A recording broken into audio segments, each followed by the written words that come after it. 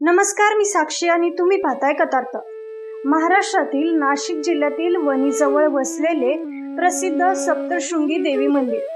7 उंच पर्वत शिखरांच्या कुशीत वसलेले हे मंदिर महाराष्ट्रातील 3.5 शक्तिपीठांपैकी एक मानले जाते.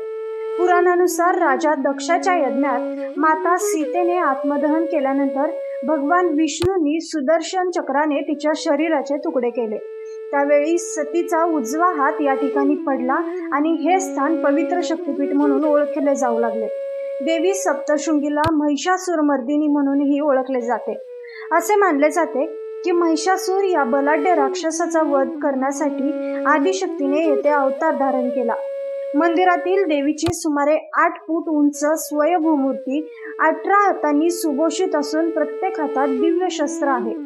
लोकश्रुतीनुसार देवीच्या समोरील मार्कंडेय पर्वतावर महर्षी मार्कंडेय यांनी दुर्गा सप्तशतीची रचना केली होती.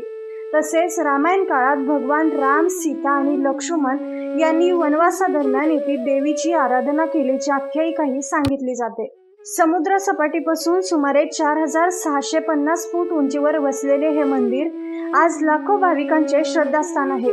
नवरात्रीच्या काळात येथे भव्य यात्रा भरते आणि संपूर्ण परिसर हा भक्तिमय वातावरणाने दुमदुमून जातो.